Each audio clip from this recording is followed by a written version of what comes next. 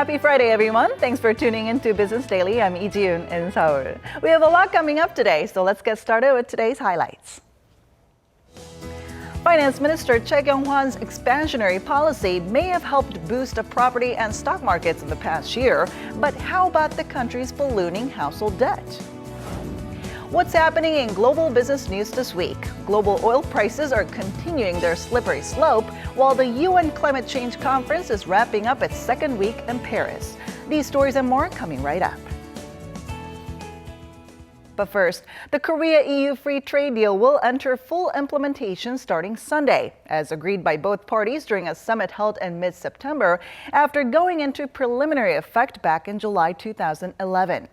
According to Korea's trade ministry, non-tariff issues will enter into force as the FTA also covers intellectual property rights, government procurement, and boosting cultural cooperation. The ministry added that comprehensive implementation will be conducive to promoting and fostering a better business environment for investment on both sides. The EU, the world's single largest economic bloc, is Korea's largest foreign investor and third largest trade partner.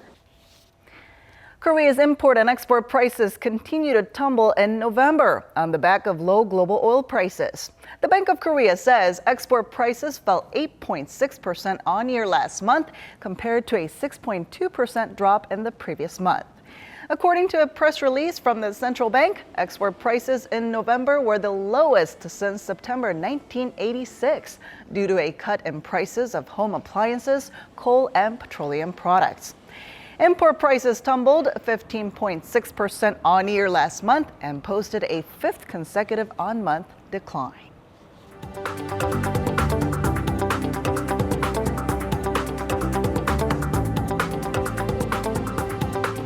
In Japan, there's Abenomics. In India, there's Modenomics. And here in Korea, we have Chenomics, describing Finance Minister Choi Kyung-hwan's aggressive set of stimulus policies to boost the local economy. Now, his term is nearing an end, with a third partial cabinet reshuffle expected very soon. And today, we take a closer look at Minister Choi's past policies and the challenges ahead for whoever is going to replace him. And joining us live is Arirang News reporter Hwang Ji-hae. Ji-hae, can you first give us a rundown of what achievements we've seen from the minister in the past year or so? Ji-yoon, since July last year when Choi Kyung-hwan was sworn in as the finance minister, much of the focus was on boosting sluggish recovery that was back then hit hard by the Sewol-ho ferry disaster. With that, Choi came up with a $40 billion stimulus package and eased regulations to prop up the real estate market. The loan-to-value and debt-to-income ratios were eased, allowing homebuyers to borrow up to 70% of their property value and 60% of their income for mortgage payments. This measure gave a big boost to the real estate market. A year before his term, apartment transactions stood at around 75,000 cases in Seoul, but a year later, that number shot up to over 110,000. And another set of measures that the minister and his economic team pushed for was boosting domestic demand, and that by raising income. You're right. The measures involved providing tax benefits for companies that give out more dividends and raise salaries for their workers, and imposing taxes on firms that are piling up their profits. But the effectiveness is questionable, as the average disposable income of households in the third quarter this year stood at around $3,000, inching up only slightly from the second quarter last year, right before Choi became the finance minister.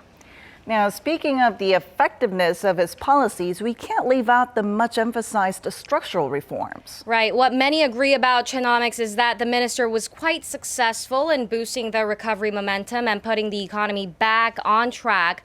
But because the measures he laid out were mostly short-lived and he failed to go in-depth with structural issues, as you said, that have to be dealt with long-term, experts say the drive for reforms will remain a challenge for the next economy leader. The next finance minister will have to complete the structural reforms in the four sectors, putting extra emphasis on the labor sector. The new leader should also find ways to breathe new life into sluggish exports that have been the main reason behind this year's slower than expected growth. The snowballing household debt problem triggered by Che's measures to boost the property market is also cited as a huge obstacle for the next minister, and many consider it a major potential risk in the face of a rate hike widely expected in the U.S. Jiyoon? All right, thanks, Gia, for that. And speaking of ballooning household debt, voices calling for closer monitoring of debt levels topped the discussions at an international conference co-hosted by Korea's central bank and the International Monetary Fund. Our Shin Se-min tells us more. The Bank of Korea Governor Lee Ju-yeol says that the country's rising debt levels should be closely monitored, especially when the global economic uncertainties are mounting. Speaking at the BOK IMF International Conference on Friday, the central banker called for caution ahead of an imminent U.S. rate hike, saying that if one economy employs excessive leverage, it'll then cause other economies to shoulder the burden, putting restrictions on spending and investment. Korea's household debt, considered a potential time bomb, is already nearing the $1 trillion mark on the back of government-driven measures to boost the property market and a record low interest rate of 1.5%. These conditions are now becoming a serious liability for the country's long-term economic well-being. The BOK governor also pointed at looming uncertainties as the U.S. Federal Reserve is expected to raise its benchmark rate to return its monetary policy to a normal track. He urged financial institutions to tighten loan screening systems to improve leverage and prepare themselves for changes on the financial stage while securing capital with greater stability. For borrowers, the governor said people should better manage their pocketbooks in the face of potential fluctuations in income or bank interest rates. And to tackle such issues, an IMF economist urged the Korean government to bring down credit vulnerability through fiscal and monetary policies in preparation for a possible credit crunch. Shin Se-min, Business Daily. This year, about 7.3 million Koreans made a trip out to the baseball stadium to cheer for their favorite teams. But the party didn't end at the gates of the ballpark. Our Lee Ju-young tells us more about the ripple effects found in surrounding areas thanks to Korea's national pastime. The magic worked by Hanwha Eagles this year was not just confined to inside the stadium. Since the Eagles have been doing very well, more people are coming to see their games, and in turn, we're seeing our sales go up. Breaking out of its 3-year spell of bad luck, the team surged in rankings, and along with that, the number of spectators also swelled by 38% compared to last year. And naturally, businesses including markets, restaurants, and bars within a 2-kilometer radius from the Eagles' home stadium saw a 35% boost in credit card transactions during the April to September period, according to Shinhan-card. The trend was also seen around other ballparks with home teams that performed well or better than last year. For example, restaurants near the baseball stadiums of these teams, SK Wyverns, Samsung Lions, and Kia Tigers, all saw their sales on credit climb. Only stores near the Jamsil Stadium in Seoul saw a dip due to the lagging performance of one of its home teams, LG Twins, which fell second to last place. This data from Shinhan, one of Korea's largest credit card companies, was based on big data analytics. We'll have a better idea on what promotional activities to recommend to our users by analyzing what kind of businesses they spend at.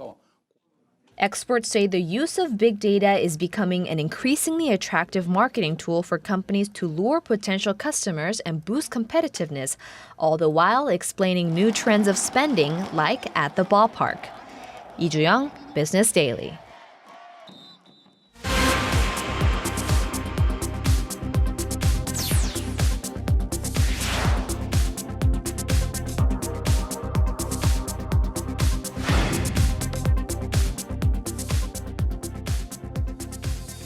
It's Friday, and that means it's time to look through some of the global business news that made headlines this week. And for that, we're joined by our Eunice Kim in the studio. Hello, Eunice. Hello.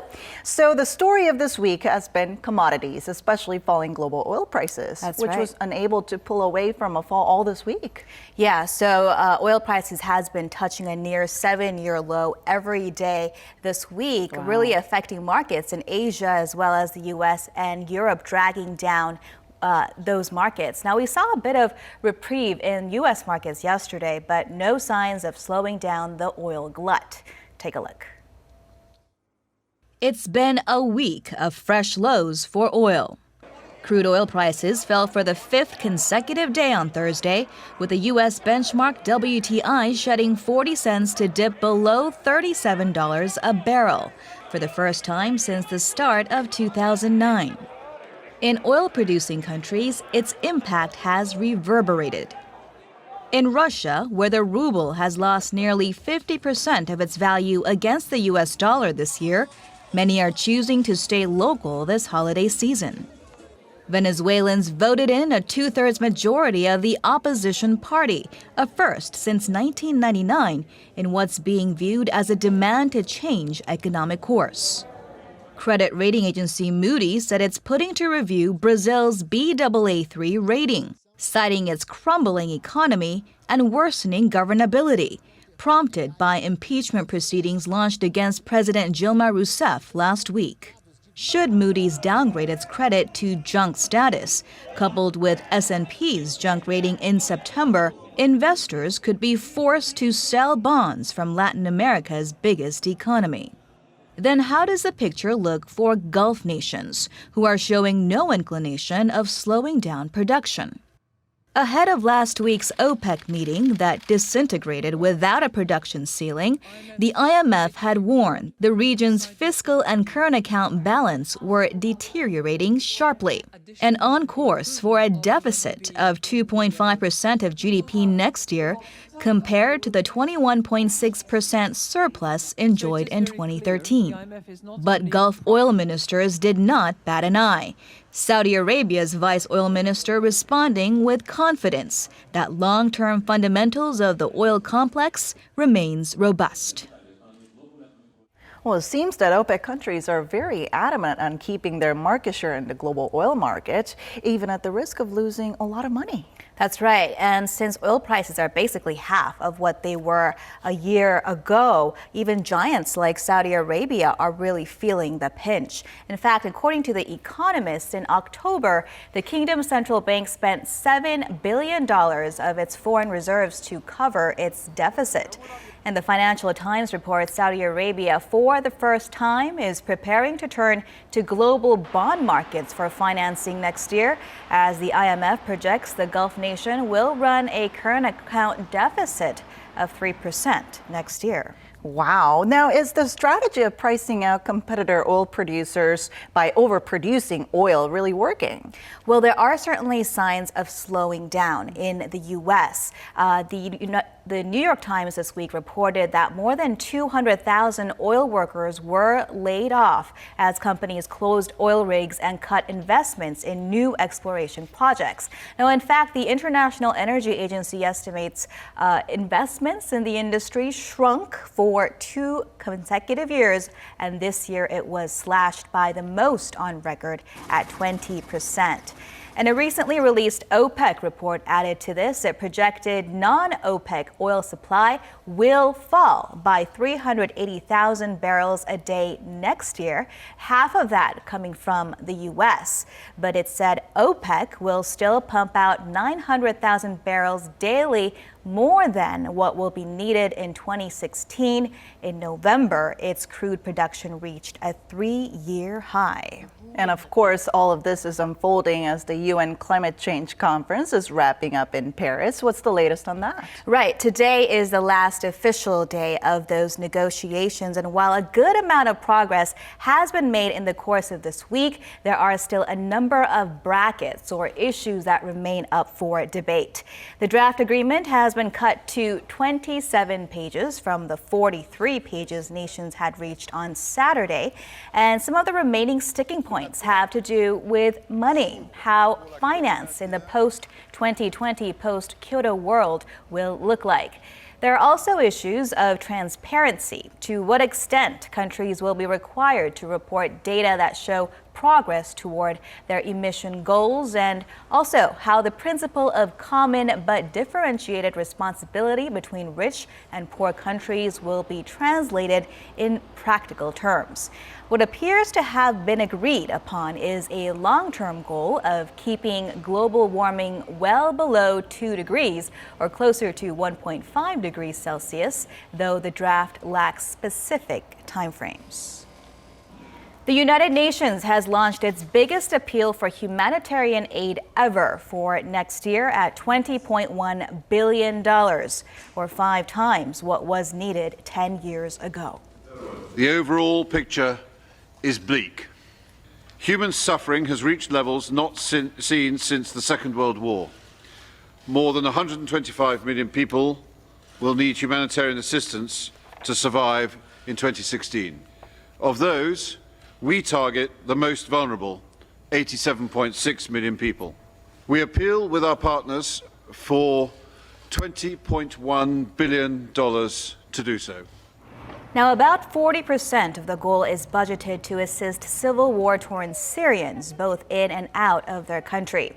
UN Refugee Chief Antonio Guterres noted 93% of Syrian refugees living in nearby Lebanon were living below the poverty line. Now, according to the BBC, this year's appeal of $19.9 billion was only half funded, forcing the organization to deal with a shortage. Well, really sad to hear that human suffering has reached such high levels, but then definitely glad the help is underway. We sure hope so. Yeah, thank you so much for coming in today, Eunice. You bet.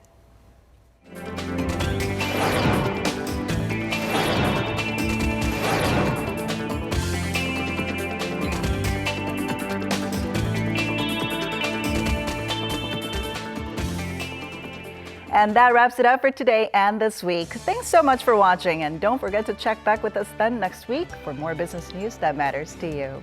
Have a great weekend, everyone.